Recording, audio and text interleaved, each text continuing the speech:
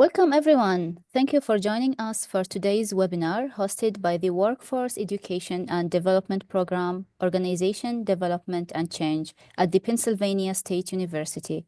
This session is part of our monthly webinar series. My name is Azza Al-Hajri. I'm a doctoral student in the Workforce Education and Development Program at the Penn State University. I will be moderating today's webinar alongside my colleague, Marcia Riumel, who is also a doctoral student in the same program, and Jose Sandoval, a PhD candidate in the Learning, Design, and Technology program at Penn State. We are excited to engage with you using the feature of the Zoom platform. At the end of this presentation, there will be a Q&A session. If you want the presenter to address your questions, please type it in the Q&A section.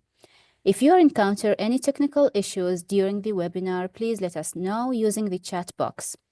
Our online Master of Professional Studies in Organization, Development, and Change is designed for professionals who want to gain the skills and knowledge necessary to lead organization change effectively.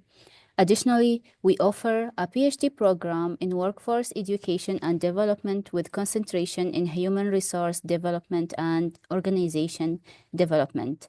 Since April 2020, we have established a continuous monthly free webinar series featuring experts from around the globe. Today, we are excited to present Fostering Diversity and Inclusion in the United Arab Emirates Workplace and UAE Vision 2030 by Dr. Fatah Arman. Dr. Arman holds a PhD in Workforce Education and Development from Penn State University, where he's also an alumnus of the program. He is currently the Department Chair of Management and the Associate Professor of Human Resource Management at the School of Business Administration at the American University of Ras Al Khaimah in the United Arab Emirates. In addition to his academic role, he served as the Academic Integrity Officer, ensuring high standard of ethics and professionalism within the institution. Now, without further ado, please join me in welcoming our speaker today. Dr. Arman, the floor is yours. Thank you so much, Azza. Thank you, Jose, Marcia, and everyone from your team. I'm really excited to be here. When Azza reached out to me that if I could deliver a webinar, I was so excited because I believe the workforce education program is my tribe. That's why I was very excited to be here, and anything for my colleagues from my tribe, I'll be always there. So I'm really excited to be here. So for this presentation, at first I was torn on what to present. I have conducted some research on diversity, equity, and inclusion in the UAE, but I thought it wouldn't be appropriate for you just to present my research findings. I wanted to give you something in return so that your attendance will not go in vain. So that is why I decided I'm going to talk about diversity and inclusion in the UAE. And on the top of that, also direction of research, what is happening here in the UAE. So in addition to that, the UAE Vision 2030. And that is, hopefully, it is going to be aligned with some of your goals, especially for those who join Workforce Ed. Not only Workforce Ed, also if somebody is in structural design like Jose, so he will find some opportunities for him if he's interested to join us here in the UAE. So that is why I wanted to present on those three items. And I'll go ahead, get it started. And please, if you have any questions, feedback, something that is unclear to you, just send me a message on the chat box. And hopefully, Azza and Jose Marcia will monitor the chat, and then we'll take it from there. So the agenda, as I said, it will be a review of current state of diversity and inclusion in the UAE, and then an overview of current research and UAE vision, key goals, initiatives, and again, what is in it for you. So what can you do to help in that regard? So to start with, because I don't know the audience, just to make sure that what I'm discussing here when it comes to diversity according to Society of Human Resource Management, so it is definition, similarity and differences between individuals accounting for all aspects of one personality and individual identity, so which account for visible diversity, invisible diversity, visible, of course, like race, to some extent or degree that might be obvious. Sometimes it is not so obvious. Physical disability, that also would be obvious. Gender, again, nowadays, to some extent, that could be obvious. Maybe not so much. It depends on where you are situated on planet Earth. In the UAE here, that should be obvious. I get it in the US, that is to some extent might not be the case nowadays. When we talk about invisible, again, religion, I don't know, for example, and I'm really positive, I don't know Jose's religion, I don't know Marsha's, others. Maybe I could make some inferences from their names, but about that, I could be wrong, but I don't know. 10 years with the organization, so I don't know how long Marsha been there with Penn State, with a program. Jose, because he has been my neighbor for a few years when I was back in the US. So maybe I could make some inferences. Education, no clue, among other items. So those not so much visible. So I don't know. So that is about diversity. And to organization, basically it is a head count. And to get you just an idea about the UAE population, this is the current statistic because I took this from last December statistic, December 2024, the total population. By the way, before December, it was 10 million. Last December is 12 million and a half. Imagine that. That is a huge increase. And again, that increase did not come from UAE national because there are a minority here. So there are only 1.4 million, not even to close to 1.5 million, the total UAE population, UAE nationals, citizens. And the majority, of course, are male, 69%, almost 70% are male, which accounts for 8.6 million, and female, 30.99, so you could call it 31%, which accounts for 3 million, 0.8. And ages, and this really just remember this, their ages ranges from 25 up to 55. If you realize this to organizations, this is really a good age, right? Because people are really active, really engaged. So that for any organization, it will be attractive to have that type of population.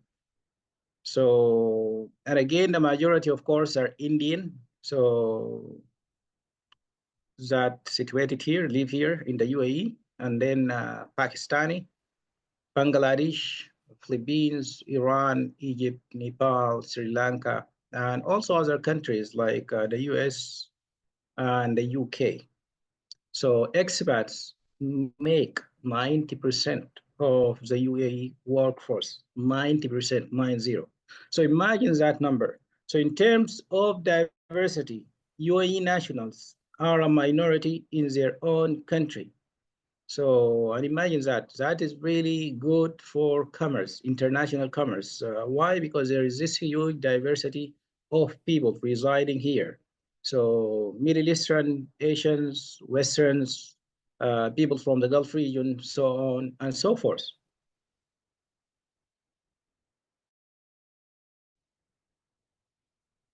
So when we talk about diversity management, so with diversity management, we are talking about the policies, procedure for developing a conducive environment for the workforce so that everyone could feel part of the organization fabric, so they could retain their own identity while they are being a citizen in that organization. So they don't feel that they're being left out. so they could express their opinion. We are talking here about the organization culture, of course. So having an organization culture that represent all people from, again, a diverse background, as you have seen here. So UAE nationals are a minority in the workplace. Others, Indians, they are the majority in the workplace here. And we have, again, Gulf region, the Middle East, and so on and so forth. So if you have an organization, you wanted to manage this diversity successfully because turnover is costly, right? So you don't need turnover. So you have to manage it successfully by setting policies, procedures that cater for all organizations. So which is critical. And when it comes to, of course, when it comes to inclusion in the workplace, so we are talking about practices that, for example, as Jose, myself, I was working for Dr. Wes Roswell at the Workforce Education Program, among other colleagues. Back then, I felt really included. My voice was heard. I was engaged. I felt I really belong there to that program. And here I'm not kidding. So that the sense of belonging is really critical. Why? Because I didn't feel that I was alone. I was an outlier, so I didn't belong. And that did not, again, come by magic, but by design. Because the faculty members, if you are talking about Dr. Sritton, Dr. West, if you are talking also about Dr. Yoon, I don't want to miss somebody, Dr. Passmore, Dr. Roswell, others, those people created that environment for everyone to feel welcome, to feel included, their voices are heard, and that what made that program really unique. So as we speak now, you could look at this diversity of people, faces, educational background, religious background, and luckily I could say here about not only about the UAE, but where I work now, the American University of Ras Al Khaimah. So I feel included, respected. So we have a diversity in the business school. For example, our dean, New Zealand. We have colleagues from Canada, others from Australia, like myself, Sudanese, American, all of that diversity. We have also Indians, Pakistanis, and in that place also we created a sense of family, shared vision, so on and so forth. Because if somebody feels that they're being excluded, they are going to leave that organization. So the easiest part for any organization is to attract a diverse talent pool. But the difficult part when you attract those people, when you hire those people, is how to keep them engaged in the organization, right? Because if they feel excluded, they're going to quit their jobs, they are going to leave that organization. And that is a big deal for any organization because, again, turnover is costly, right? Because vacancy per day, you have to account for that. Performance loss, right? In addition to that, you have to attract again new talent, new blood. You have to train, you have to engage, right?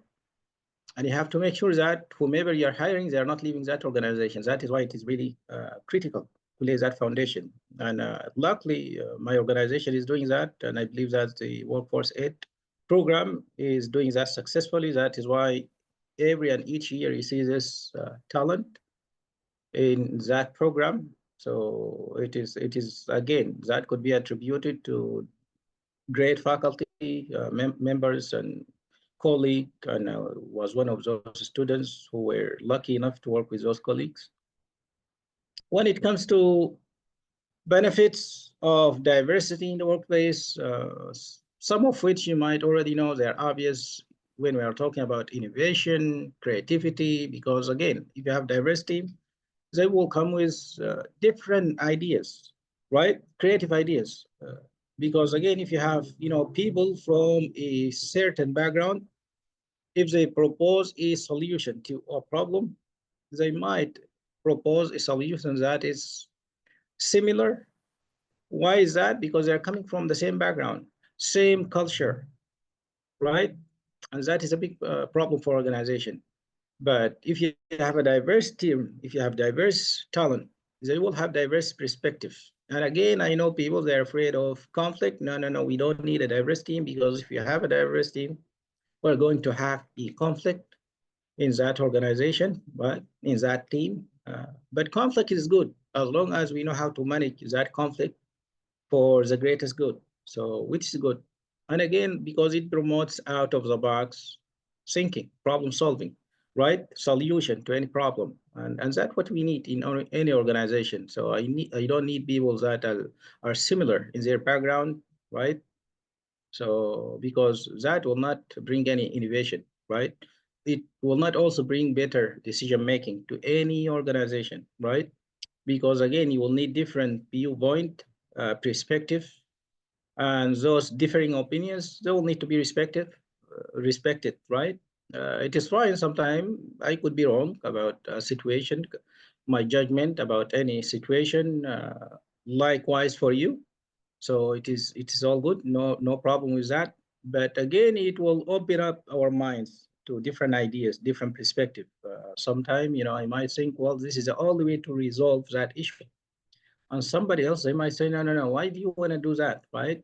So instead of going around, we could just, cut across or straight. And that will save us money, will save us resources, so on and so forth, right? Performance also, it is going to enhance our performance collectively, right? If we work as a team, as a group. So it is really critical, right? Again, if also there is an inclusive environment, that is also is going to increase employee morale. And that's what I was just sharing with you, my experience with the Workforce Ed program. So I was included, I felt included, I felt I belong there, really. So I'm not here, trying to pour out PR, but that how I felt about that program, and I'm really proud. I believe that I made the right decision because of that culture, because of that conducive culture, and that came from the leadership because they understood that value, right? And you also feel motivated, right? And we've been testing here the platform with Jose, with Marsha. I don't know for how many hours now. So that commitment, right? That employee engagement. I believe they are doing that because they love what they are doing, right? Because they feel that they belong. I don't want to speak for them but that's what I sense from them. Also, if you have a diversity in your team, that is going to attract a broader talent pool. Not only that, even your customers, you're going to attract customers from different walks of life. One example of that, I'll give you my own experience. Right now, I'm advising 64 students, advisees. So 64 students or 62, I'm not sure, but around that number. And that is double my colleagues. And imagine that is on the top of my responsibilities as a chair, as an academic integrity officer. Why is that? Because I am bilingual. So I speak Arabic and English. In that sense, so many advisees I wanted me to help, assist. And I proudly done that because other colleagues, they are not bilingual, or they are bilingual, but their second language is not Arabic. And here we have Emirati students, their mother tongue is Arabic. So that was essential. So having this great team, I mean, it is a joy. And that is also going to attract, as I said, more customers. If you think of students as customers, right?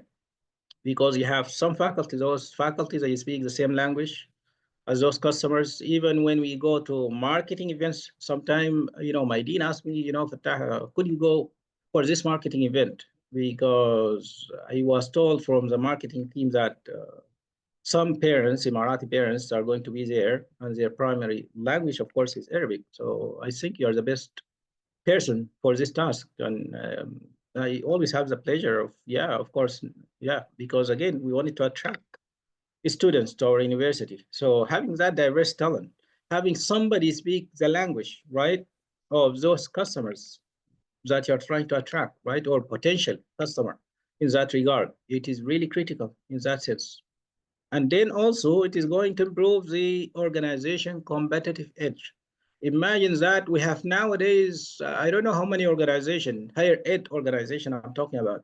So we have many organizations from the US, like New York University in Abu Dhabi, like Curtin University from Australia, Oxford, so many organizations in the market, and those are all privately owned, same as our American university here in Ras Al Khaimah. And we have another American university in Sharjah, right? Emirates of Sharjah.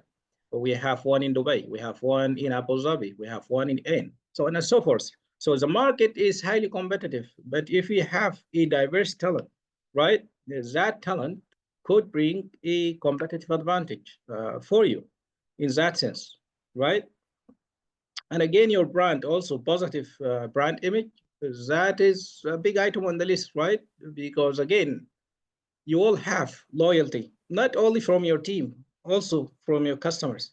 Customers, if you are just talking about, again, higher education, for those students we are attracting, for their parents when they come to my office. So I speak their language, so a language that they could understand easy. Not only that, I'm talking about the language Arabic, but I'm talking about culture background, and I understand the culture background. I understand what they are talking about, their struggle, right? Even in advising, well, I might need a female advisor. And unfortunately, we have only one female faculty member, a colleague. So that is something, and it is also unfortunate that she does not speak Arabic. So in that sense, they will say, okay, well, okay, we'll stick with you because you speak Arabic, but we'd rather have a female. Sometimes that does happen. So again, if you have that diverse talent, you are going to have loyal customers. You're going to have loyal students, and students bring other students, right? That is why diversity is really important, and it has a great benefits to company. And of course, financial performance is going to increase. Make no mistake about it. So since I joined Iraq in 1921, our numbers when I joined, it is not a big university, but our numbers were somewhere around 900. Nowadays, almost 1,500. So, and I believe that could be attributed to faculty colleagues, the entire team, top leadership, marketing team, so on and so forth, because they have done a great job. So, in that sense, attracting new talent, attracting new students, and we are being marked or ranked number two based on our research output. Even though if we compare ourselves to other universities, like UAE University, it is a small university in size of faculty, student body, so on and so forth. But also that is speak to the diversity of the faculty members. So those are some benefits of diversity in the workplace. So now we come to the meat of my topic here. So diversity in the UAE.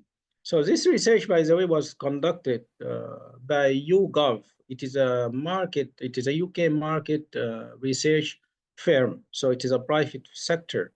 And by the way, this research was not conducted by the UAE government, so United Arab Emirates government, but it was conducted for an American-based company. So it is Winston and Strawn, and it is one of the largest international law firm. It was established 1853. Imagine that. And it has a branch in Dubai because they believe in diversity. And nowadays they have 953 lawyers around the globe. So they established an office here and they wanted to get a sense of what is happening diversity-wise wide in the UAE because again, they have installed a branch in Dubai. And they surveyed over 1,000 employees in the UAE, including the public sector and including the private sector, only full-time employees, full-time. So part-timers were not included. As their focus, they wanted to understand workplace diversity and inclusion in the UAE organization. And by the way, to give you also another background, the UAE government has established a whole ministry, right? So a whole ministry for tolerance and coexistence in 2016. That demonstrates its commitment to diversity and coexistence amongst its population and expats. So, and it is playing a major force in creating an inclusive environment for everyone. So that is why nowadays UAE it is an international hub for all commerce, whether it is a banking sector, which is a service sector, health sector, also a service sector, higher education, also it is a service sector, or what else? Also other sectors. Agriculture is also there, big organization are there. So again, law firms, service sector, it is also there. So big organization from the US, from the UK, so from other nations. And again, it is an international hub, international market. If you haven't been here, I encourage you to be here. And I'll say why later on. So what is in it for you, we'll come to that. So the result of the survey, so workforce diversity, 57% of the respondents see D&I as a top priority for all organization. And again, D&I, it is diversity and inclusion. 57% feel that their workplace is relatively or very diverse. Public sector workers, 59% more positive about D&I communications than private sector. And you might not have the background why public sector, they are more positive. Public sector, by the way, just to give you the background, 6% of surveyed individual or participant were Emirati, and the majority of those Emirati are engaged with the public sector. So in that sense, they were more positive. Why they were more positive? Also to give you a background or to shed a light on that, because as I said, the UAE government sees diversity as a top priority. That is why they created a whole ministry for tolerance and coexistence. And they have diversity programs in the public sector, not so much as the private sector. And I get it. Some of you might assume it should be, the other way around. So the private sector should be more advanced. But here that is not the case. The public sector here is taking the lead. The government is, is spearheading those initiatives when it comes to diversity, equity, and inclusion. So it is a big item on the list. That is why it is, participant here from the public sector see that it is a top priority and they view it as a more positive. Gender representation, 61% agrees that women are well represented in management. I'll discuss that in a second as to why you are seeing that. 69% of women versus sorry, I apologize for my voice because I'm just recovering from a flu, versus 54% of men, right? Women are likely to aspire to senior leadership position, 74 versus 66% of men.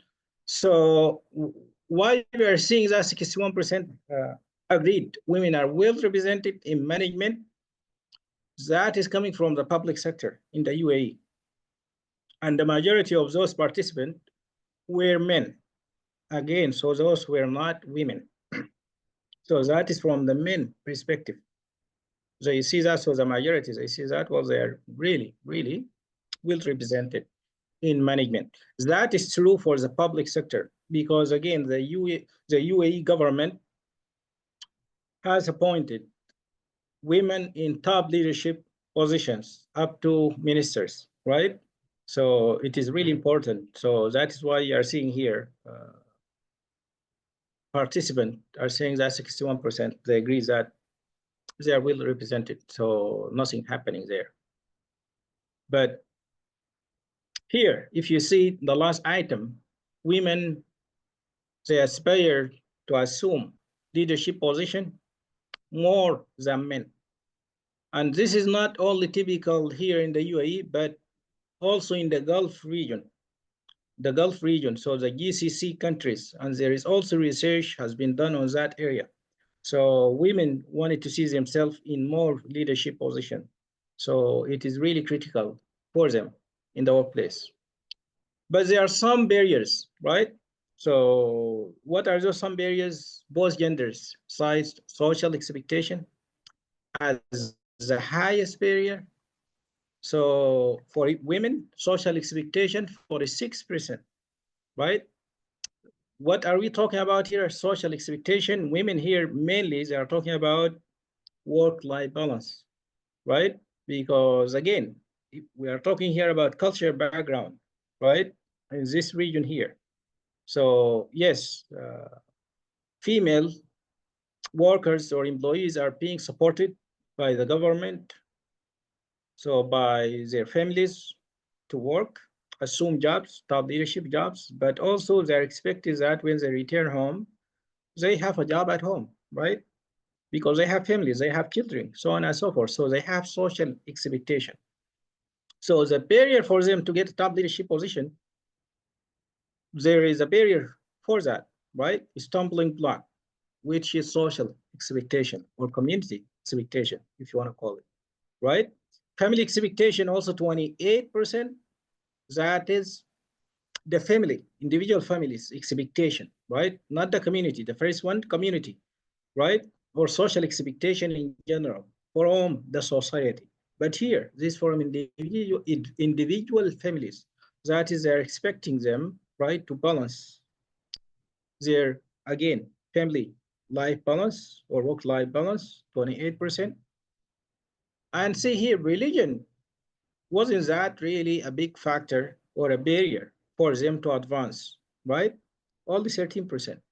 So that is something also could give you another insight because I know some people from Western countries, I don't want to say the US because it's not only about the US, Western countries, they believe that, women from the Arab region, that because of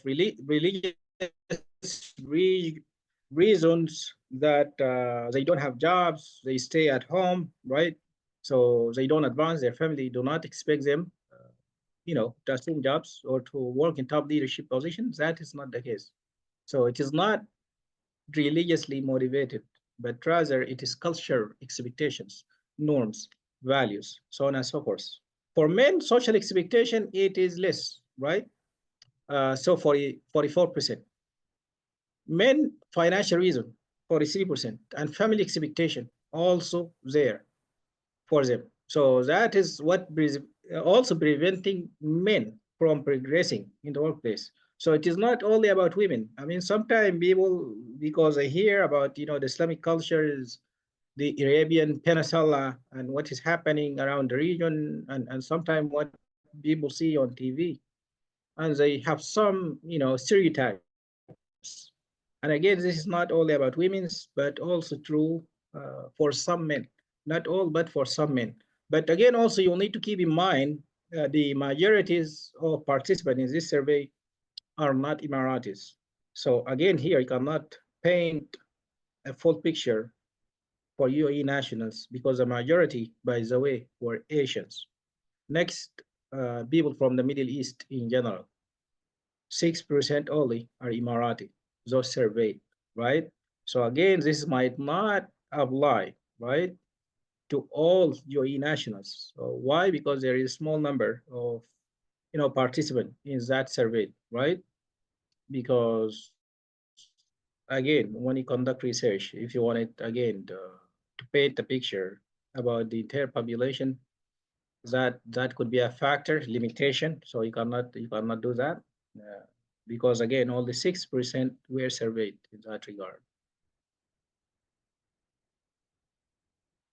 So positive contribution to D&I, flexibility. So 51% of women and 47% of men working flexible environment, reduce hours, work from home options.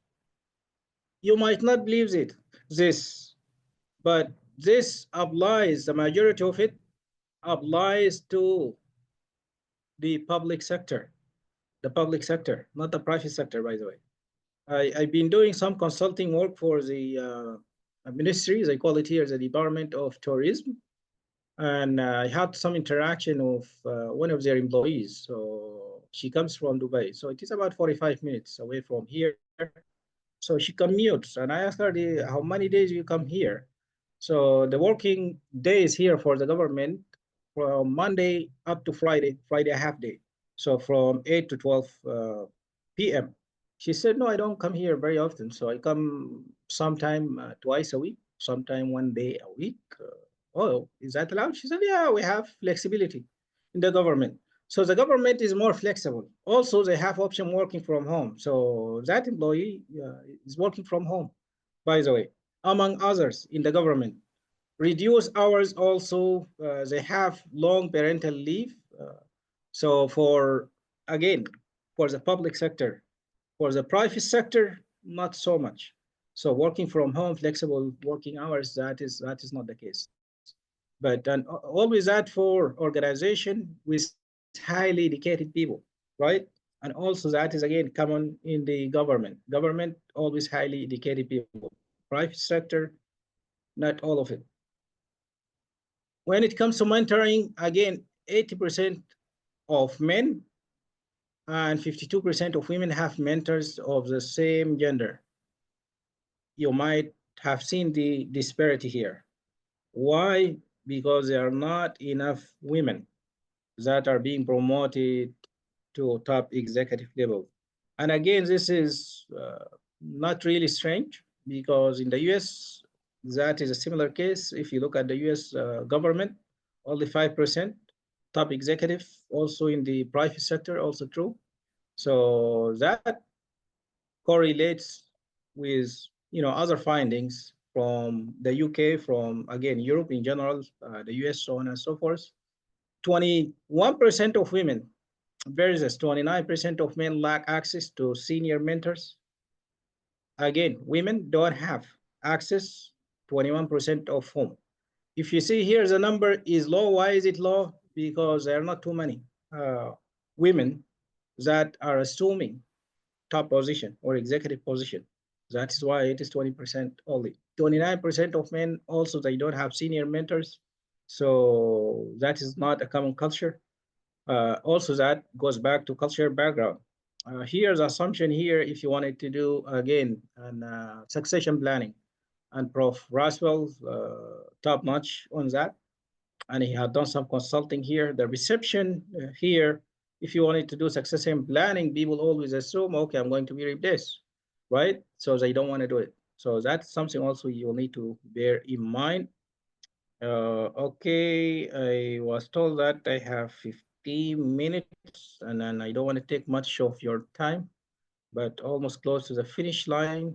Again, culture and social impact, 53% of women and 42% of men feel their cultural background hinders career choice. That is true for many people here. I'll give you one example very quickly from our own organization, Iraq. We have a program in hospitality management. Our intake, since I joined, do you know how many students do we have in the program? It was zero. Till this last fall, we have one student in that program. So it is highly likely we are going to close that program. Why? Because of culture background, culture expectation, norms. So if, for example, Emirati will not go into that program, whether male or female, because the assumption here, they think that they are going to be waiters, front desk, and they don't want to do that, which is not the case. I mean, even in hospitality industry, you could be an accountant, you could be training and development specialist, so on and so forth, among others. Younger respondent 21-24 report higher pressure from family expectation. That is always typical in the culture here. So they expect their children, okay, for example, don't join the business school, but I want you to be a medical doctor, or join that program, don't join this program, so on and so forth. So also that is shaped by culture expectation. about those programs, about those also careers. So because again, that is also going to apply to, for example, if you studied accounting or marketing, so presumably that they are going to assume a job in marketing, right? So, and that is why for younger people, it does shape their career choice, their also educational program choice. So UAE national in the workplace, 72% of whom view their workplace as relatively or very diverse. Again, that be careful about this figure because only 6% of those participants are UAE national working in the public sector. So that is why their view of the public sector is really positive. And 41% of whom, women, have more opportunities for advancement compared to 32 overall. Why is that? Again, it is a public sector. Women engage in the public sector, so not the private sector.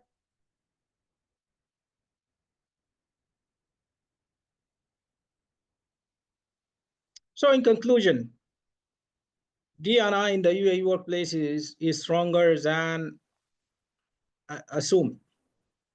Even my own assumption, I didn't think of that. More flexible working arrangements in the public sectors, equal opportunities for advancements, that is also true in the public sector, and again in the private sector, because there are laws here protect male and female, whether you are an expat or UAE national. Increase also female mentorship and leadership representation. That is also, we are seeing that happening, not only in the public sector, but also private sector. And D and I correlate with innovation, high performance, and competitive advantage. So we went over that already, so I'm not going to repeat myself in that regard. So my recommendation will be enhancing mentorship. So again, increasing mentorship programs for women at senior level, right? So that would be really critical, not only just women, also hiring women, more women in so that they could assume top executive positions in organization. That would be critical. And again, assign mentors from the same gender. It is really critical in that regard. So inclusion would be there. Also, expanding workplace policies to support diverse needs. Diverse need, flexibility will be needed, right? Especially for those people who have other responsibilities, family responsibilities, those people who are commuting from other state or emirates, we call it here, uh, challenges. So address social and family pressures through awareness initiatives. So what we are doing now in our program, we are trying to enlighten our local community here about our hospitality management program.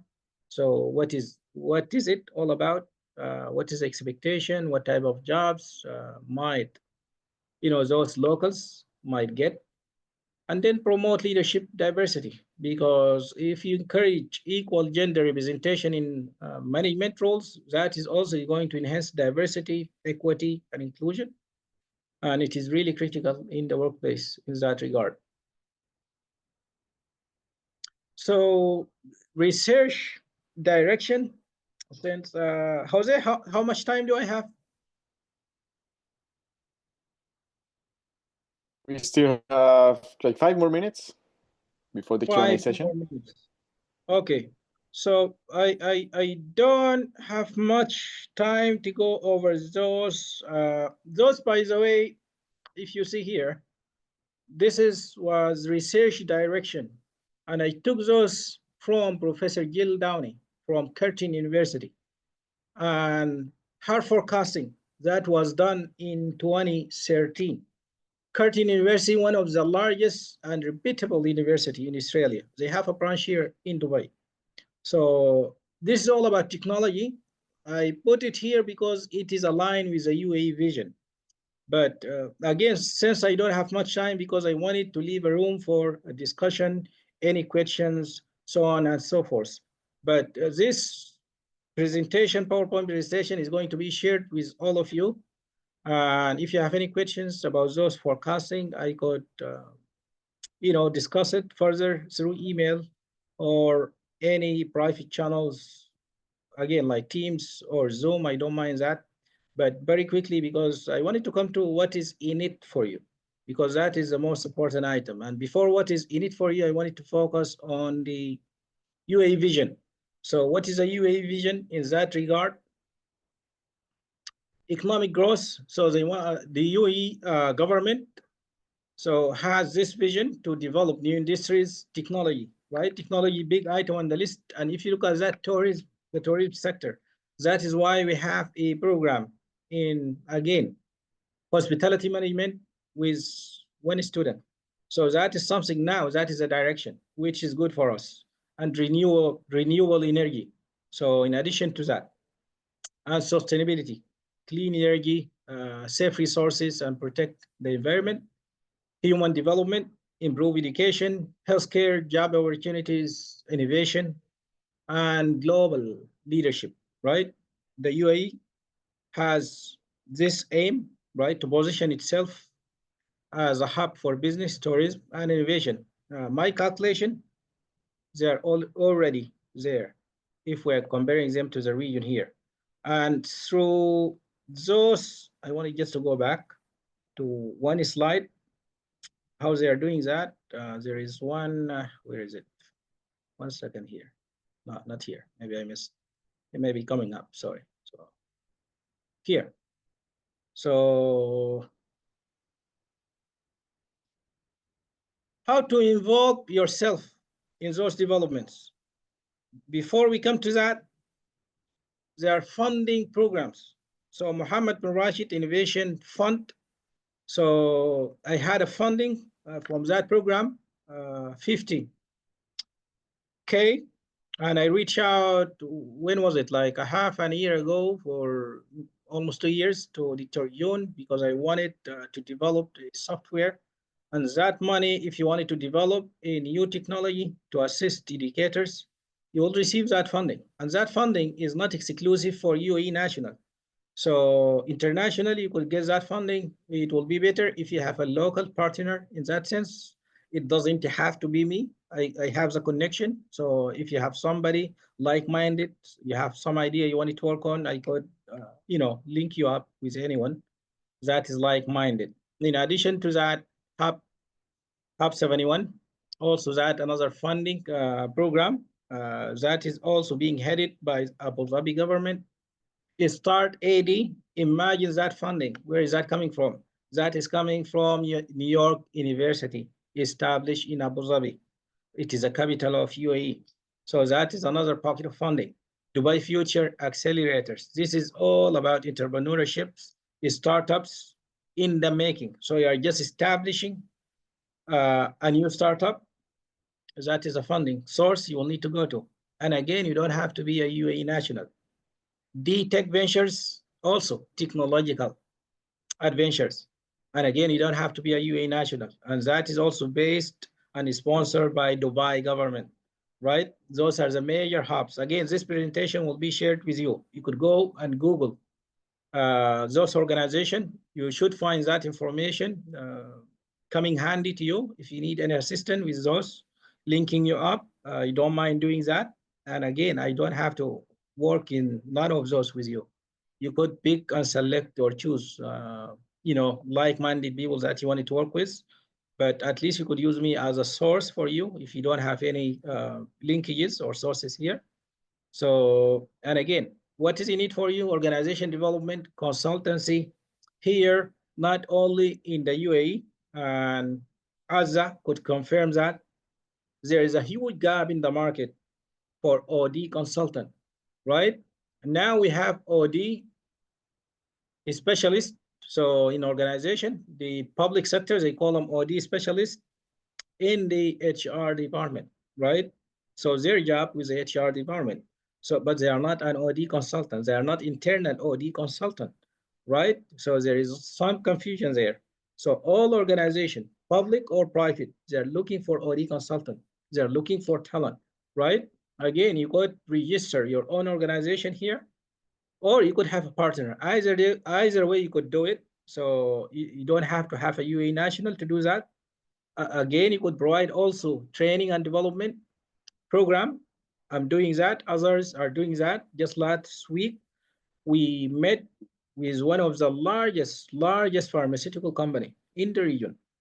So they wanted training on diversity, equity, and inclusion, change management, business communication, so on and so forth, right? So it is really critical. Change management, big item on the list, right?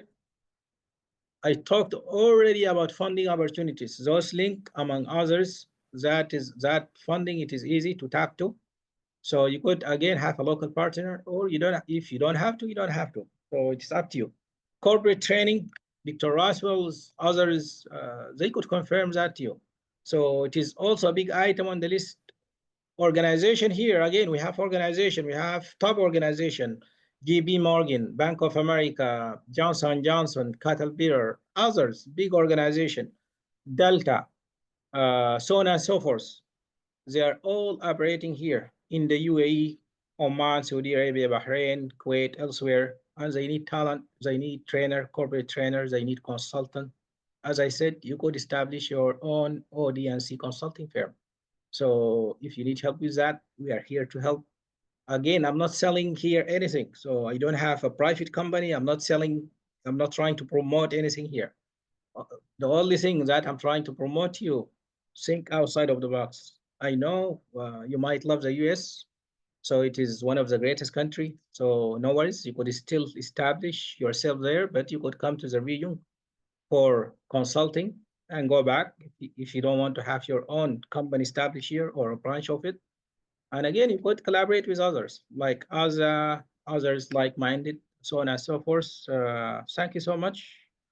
If you have any questions, comment, I'm ready to answer those questions. Thank you, Dr. Arman, for sharing such great insights with us. Yeah, we do have two questions. So the first one is it government and authorities of UAE supporting directly creation places and equal hiring opportunities for persons with different health disabilities? That is that is the first question. And then the second one is what policy of UAE in relation inclusion of persons with mental health disabilities in workplace? So I believe, thank you so much, Alza. The two questions are related.